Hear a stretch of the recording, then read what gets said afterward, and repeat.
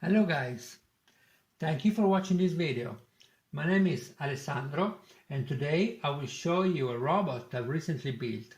In the next few slides I give you a quick introduction and then I will show you a couple of videos of the robot in action. The robot is called Ulisse, like the epic traveler from Homer Odyssey.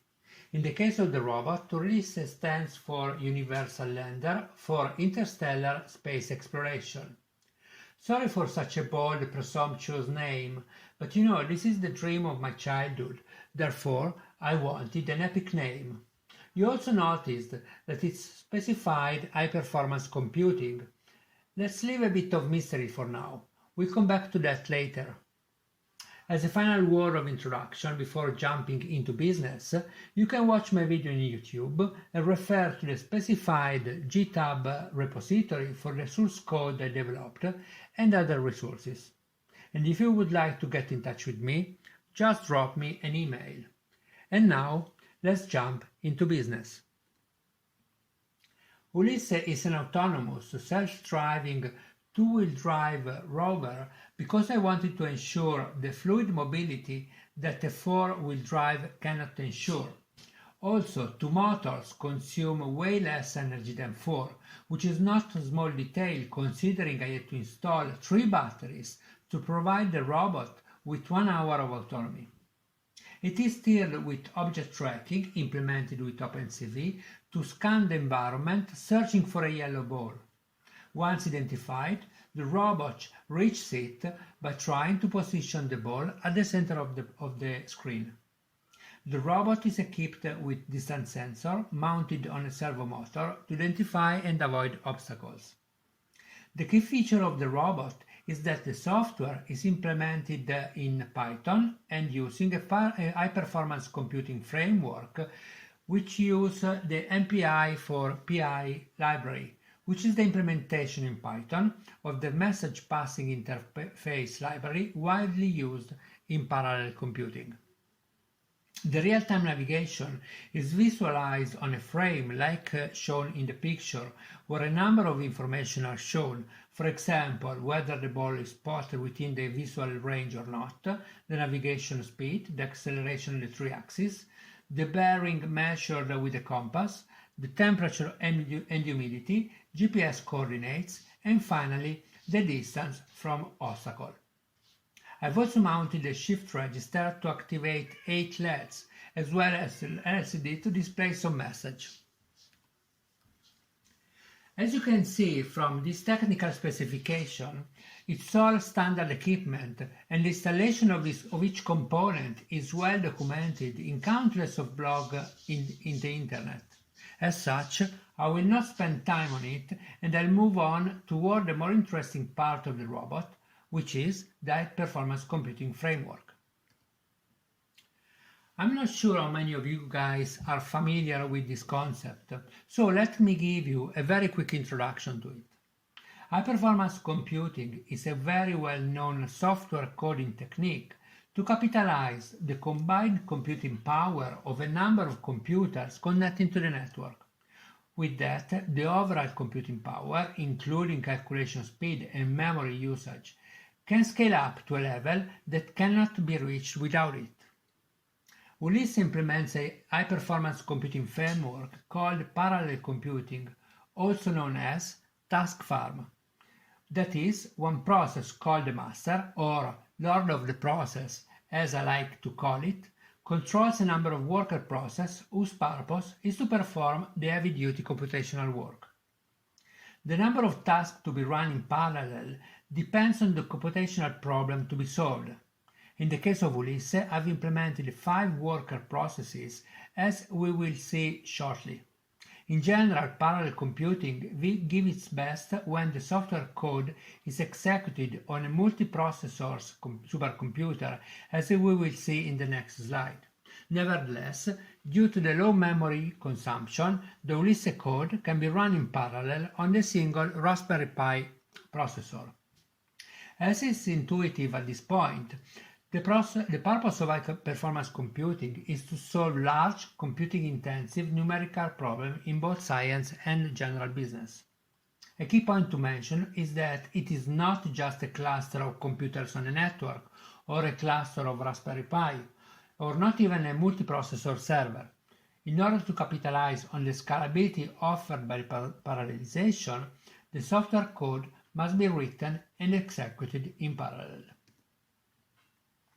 As an example of high-performance computing, I can report you my experience dated back 1998, when I was working at the University of Perugia as a fellow researcher in theoretical chemistry.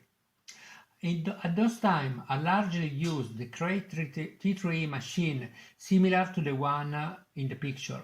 I used two of them, one at the Edinburgh Parallel Computing Center in Scotland, which was equipped with 256 digital alpha processors, and the one at the Cineca Computing Center in Italy, which was equipped with 128 processors.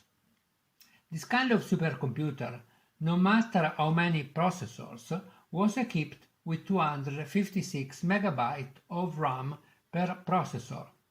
Considering that each processor was running one worker task, each worker's task could use at most 256 RAM of memory. Of course, this is not exactly true because the operating system needs memory, of course, but please bear with me for simplicity of discussion.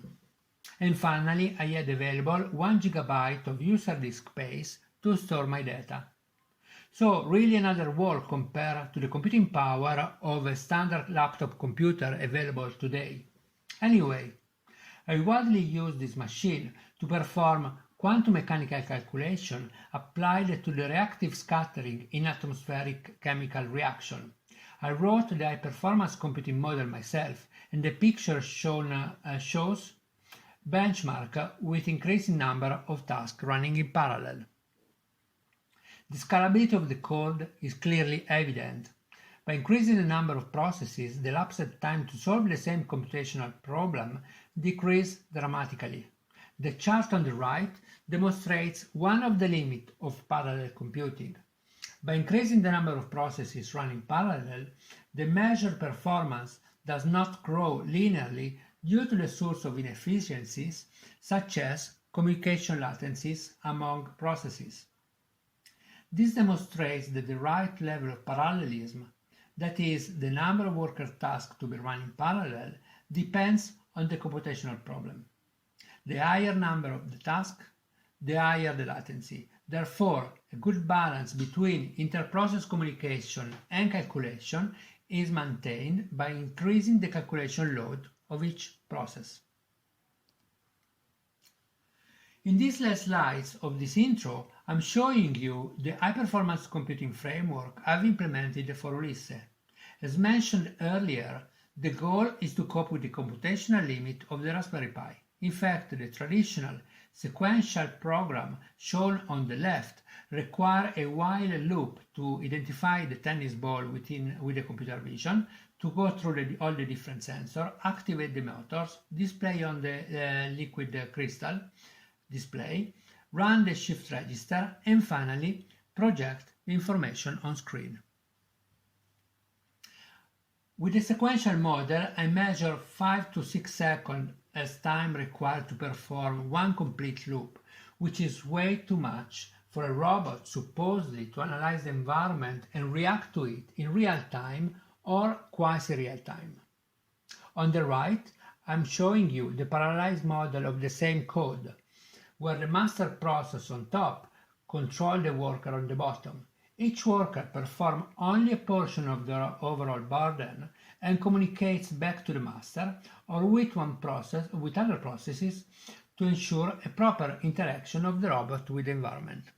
With this kind of implementation, the processes on average execute one loop in less than a second, with the only exception of the process number 2, which steers the motors in the direction, which generally run for a bit longer, exactly to move the robot. It's worth to mention that running the parallel code means running copies of it. As it is shown on the button on the right, the command to launch the robot requires 6 processes, That is, 6 copies of the same code to be run. In the tiny Raspberry Pi with 1 GB of RAM, it is possible because the software does not require a lot of memory. More precisely, it requires about 100 MB per process.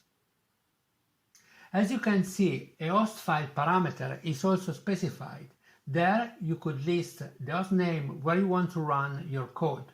As such, in principle, we could run the code and the robot on a cluster of laptop or even on a supercomputer as long as it's reachable via Wi-Fi.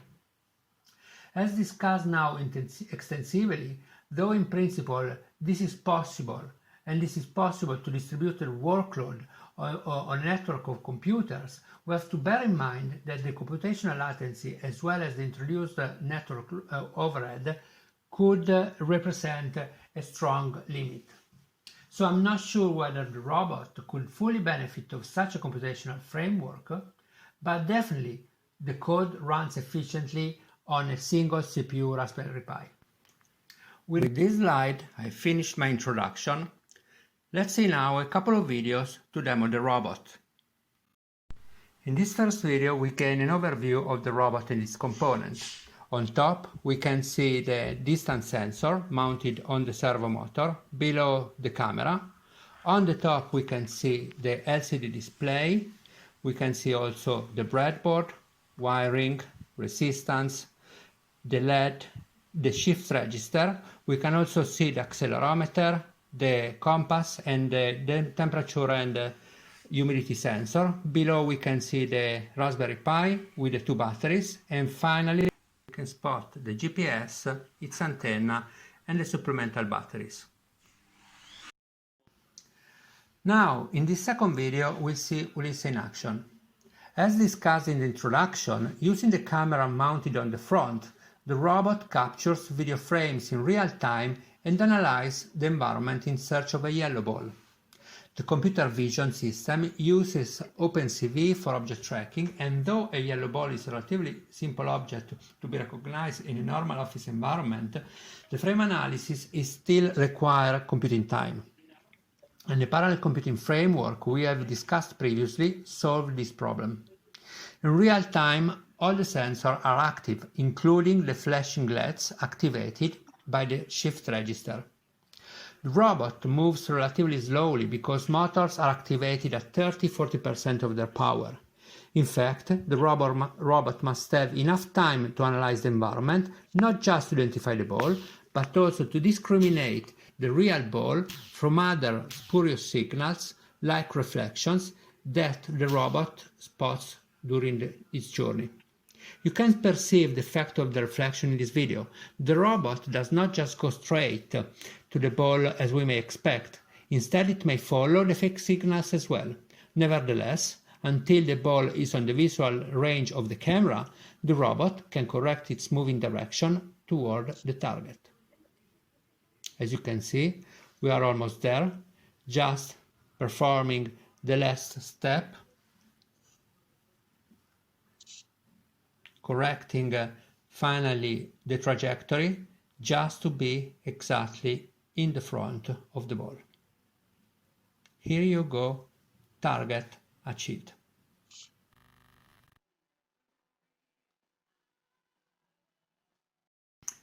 In this third and last video, we see what the robot sees.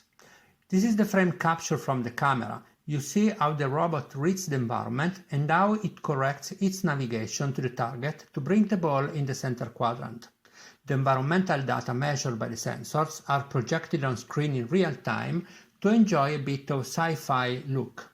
So that's all for today. I hope you enjoyed the robot, and if you want to get in touch with me, just drop me an email.